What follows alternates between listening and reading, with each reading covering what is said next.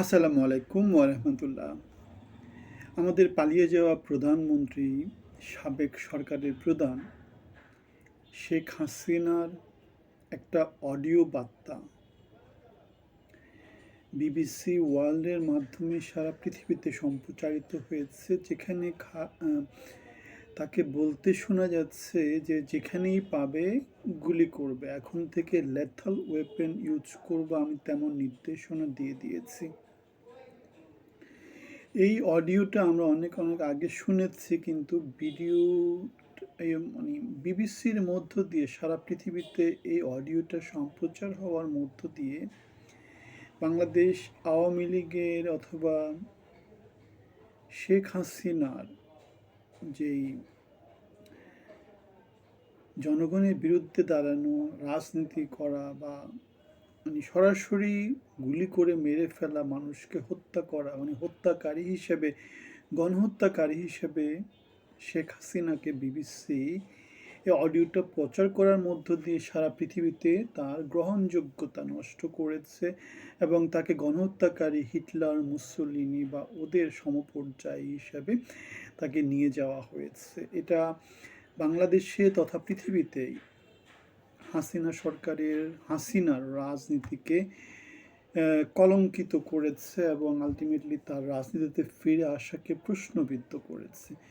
এই অডিও বার্তাটা নিয়ে আমাদের গত সরকারের স্বরাষ্ট্রমন্ত্রী আসাদুজ্জামান খান কামালের সাথে একজন সাংবাদিক যোগাযোগ করেছিলেন এবং আসাদুজ্জামান খান কামালকে জিজ্ঞেস করা হয়েছিল শেখ হাসিনা কি এইরকম কোনো নির্দেশনা দিয়েছিলেন কিনা। আসাদুজ্জামান খান কামাল যেটা বলেছেন সেটা হচ্ছে, শারদাতে যখন কোনো পুলিশকে ট্রেনিং দেওয়া হয় তখন পুলিশদেরকে বলে দেওয়া হয় যে আত্মরক্ষার জন্যে বা আইনশৃঙ্খলা পরিস্থিতি উন্নয়নের জন্যে অথবা পরিস্থিতি নিয়ন্ত্রণের জন্য কখন কি করতে হবে, কখন গুলি করতে হবে, কখন লাঠিচার্জ করতে হবে, কখন গ্রেপ্তার করতে হবে, এই নির্দেশনাগুলো পুলিশের কাছে দেয়া আছে। পুলিশের যেই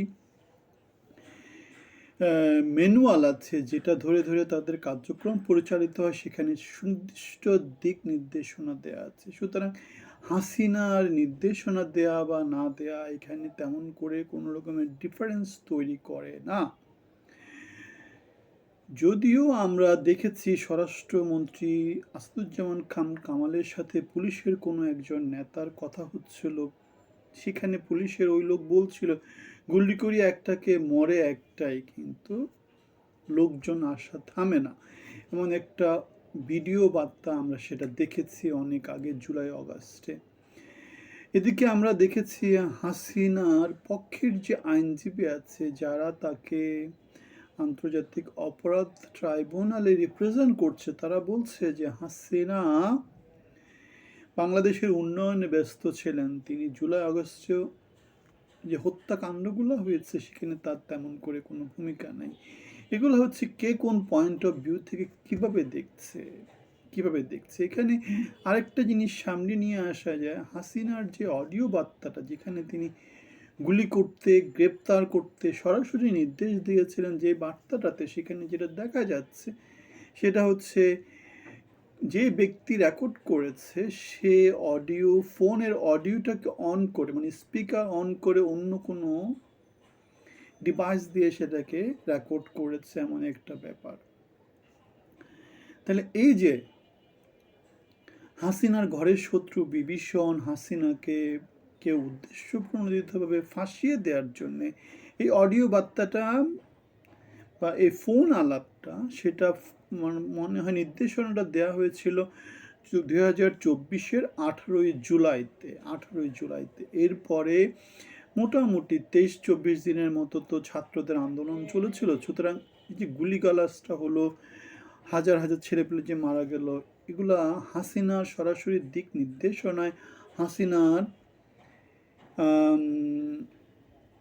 কমান্ডার ইন চিফ হিসেবে আদেশ দেওয়ার মধ্য দিয়ে এই জিনিসটা এক্সিকিউট হয়েছে কিনা এখন সেটা হচ্ছে ব্যাপার। কেননা হুকুমের আসামি আর্মিতে বা পুলিশে যে কোনো জায়গাতে কি থাকে, চেইন অফ কমান্ড থাকে।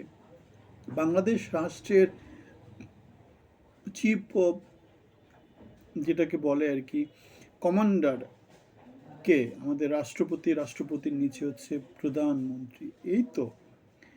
এই তো কারণ আমাদের মন্ত্রী পরিষদ, সরকার প্রধান যারা যারা আছে মোটামুটি সবাই মানে প্রধানমন্ত্রীর কাছে জবাবদিহি করে, প্রধানমন্ত্রী রাষ্ট্রপতির কাছে জবাবদিহি করে, এইভাবে জিনিসটা চলতে থাকে। তাহলে হুকুমের আসামি হিসেবে, যদিও প্রধানমন্ত্রী হিসাবে আসাদুজ্জামান খান কামালের মধ্য দিয়ে পুলিশের এই যে সরাসরি গুলি ইউজ করার যে অর্ডারটা, সেটা আসাদুজ্জামান খান কামালের ভিতর দিয়ে যাওয়ার কথা ছিল, কিন্তু কামাল যেটা বলছে সেটা হচ্ছে তার ভিতর দিয়ে এই আলোচনাটা যায়নি, বা তিনি এরকম কিছু শুনতে পাননি। এখন দেখার বিষয় সামনে জিনিসপত্রগুলো কীভাবে আনফোল্ড হয়। তবে আওয়ামী লীগের গ্রহণযোগ্যতা, শেখ হাসিনার গ্রহণযোগ্যতা এবং গণহত্যাকারী হিসাবে তাকে মোটামুটি হিটলার, মুসোলিনি বা গণহত্যাকারী যারা আছে তাদের সমপর্যায়ে নিয়ে যাওয়া হয়েছে। এই অডিওটা, এই বার্তাটা বিবিসির মধ্য দিয়ে সারা পৃথিবীতে প্রকাশিত হওয়ার মধ্য দিয়ে আপনাদের কি মতামত, আপনারা কি মনে করেন? আমরা একটা ব্যানারের কথা বলি, জনগণের বাংলাদেশ, মানবিক বাংলাদেশ, সেখানে আপনাদেরকে অংশী হওয়ার জন্য আমন্ত্রণ জানাচ্ছি। আমরা আমার কথা, আপনার কথা, আমাদের কথা বলি। আপনাদের সবার জন্য অনেক অনেক শুভকামনা থাকলো। ভালো থাকবেন।